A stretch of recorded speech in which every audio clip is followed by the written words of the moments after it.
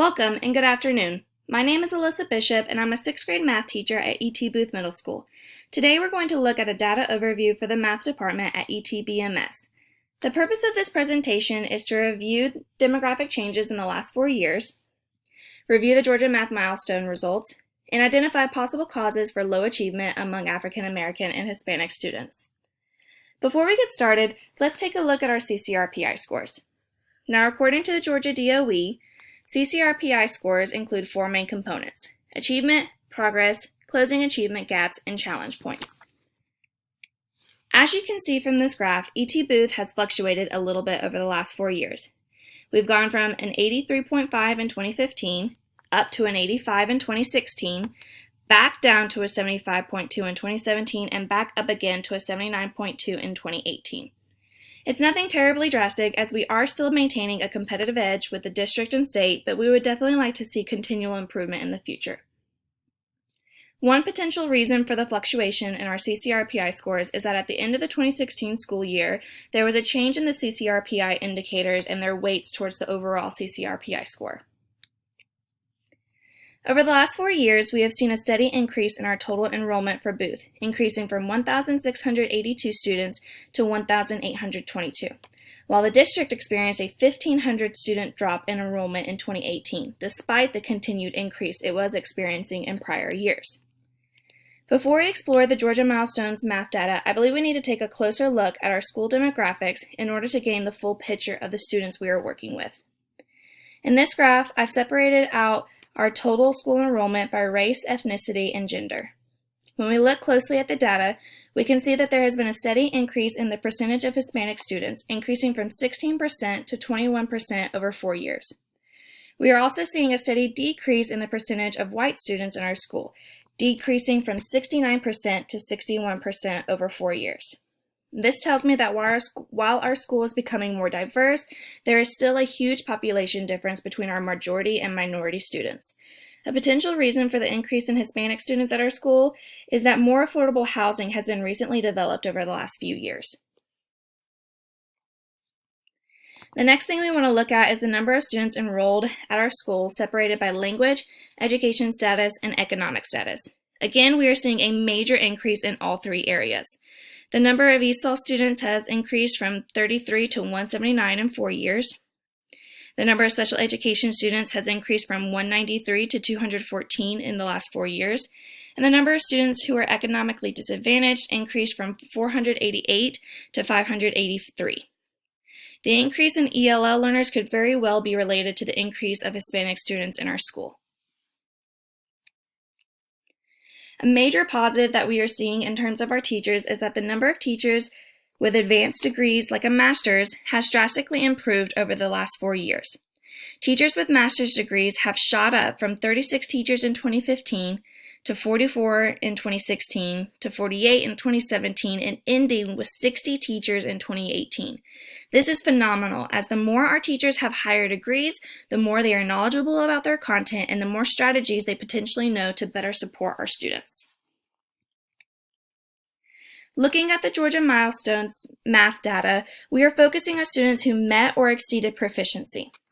When looking at the data, we can see that Booth consistently scored higher in both the proficient and distinguished category than the state average. We do see some fluctuation from year to year, mainly in the proficient category. The distinguished category after 2015 roughly stayed in the same 14 to 15% range. We did have roughly 50% of the students every year meet or exceed proficiency on the math milestones. This can be viewed as both a strength and a weakness, because while it is encouraging that 50% of our students are meeting or exceeding proficiency, that also means at least 50% of the students are not meeting proficiency at all. When we break down the math milestones data even further by race and ethnicity, we start to see how each subgroup of students are performing on the math milestones. While some subgroups, like our Asian students, consistently performed higher than all other subgroups, there are those subgroups, like our African American students and our Hispanic students, that were consistently the lowest percentage of students who scored in the proficient and distinguished categories.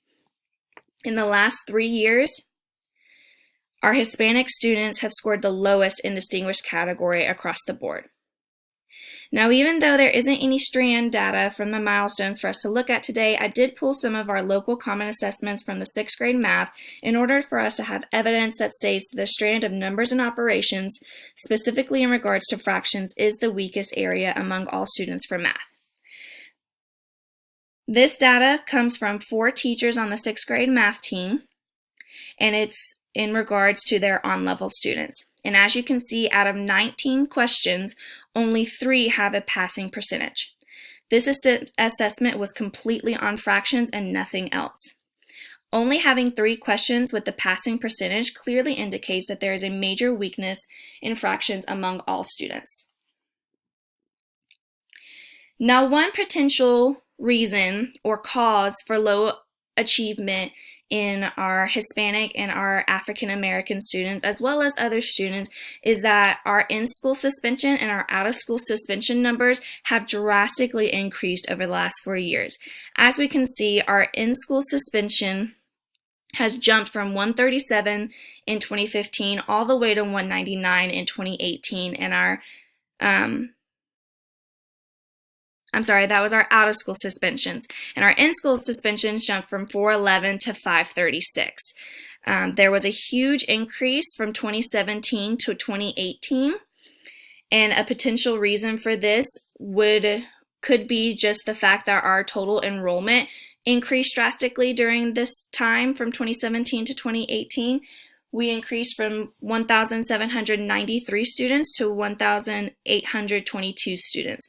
So just having more students does result in potentially higher rates and numbers of students in school and out of school suspension.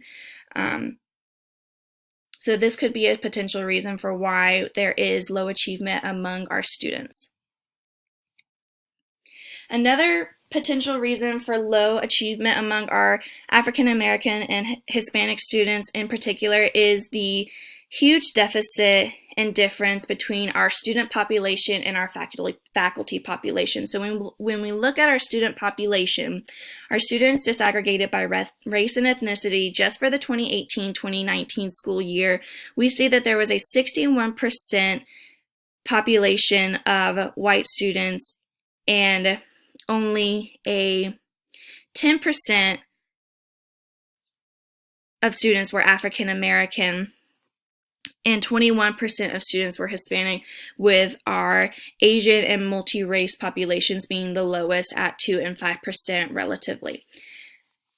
When we look at our faculty disaggregated by race and ethnicity, again for the 2018 and 2019 school year, as you can see, the majority of our faculty members are 97% white, which does not correlate with what we are seeing in our student population. So again, I just flip back to our student population. We do have a more diverse student population than we do a faculty population, and that could be a cause for low achievement among our African American and Hispanic students because they are not making those personal and social emotional connections with teachers who don't necessarily look like them or know their culture or know the situations and circumstances that revolve around their culture and their lifestyle.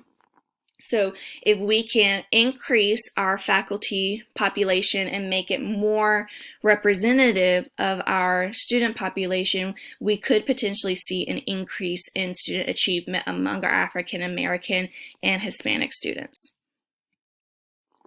So some of our strengths. In the last 4 years, Booth has had a higher percentage of students reaching at or above proficiency than the state average.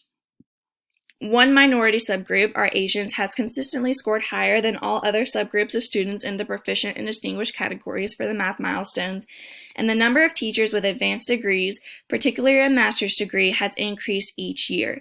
These are amazing strengths that we need to definitely celebrate and hold on to the strengths that we have and hold on to the good things that we are doing, but there are also areas of weakness that we could be improving. So specific areas of weaknesses that we have, our ISS and our OSS rates have increased over the last 4 years. The math strand, numbers and operations, specifically fractions, is a major weakness with only 3 out of 19 questions having a passing rate. And our African American and Hispanic students were consistently the lowest percentage of students reaching at or above proficiency on the math milestones. So what do we do next? Here's some questions to make us think about what we could potentially do next. So consider these questions. How can we keep students out of ISS or OSS and keep them in class? What can we do? What strategies can we implement? How can we attract more minority teachers so that our faculty population is more representative of our student population? And how can we better support our African American and Hispanic students in math? Please take a couple of minutes with a partner or in a group to talk about these questions, and then we'll share as a group.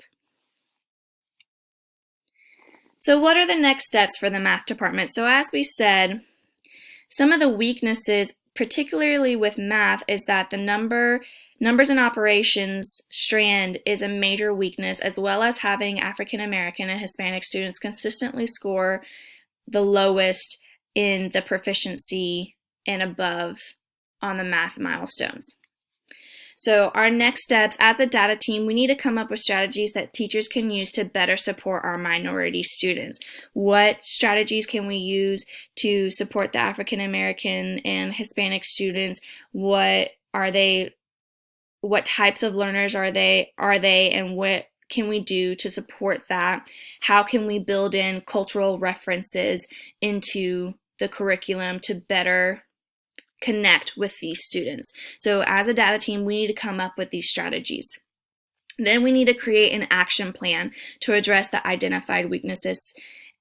We want to, after we create an action plan, or while we are creating an action plan, we want to decide what types of assessment data we will use to monitor student progress. Are we only going to use the annual milestone data, or will we implement and utilize smaller formative assessments throughout the year?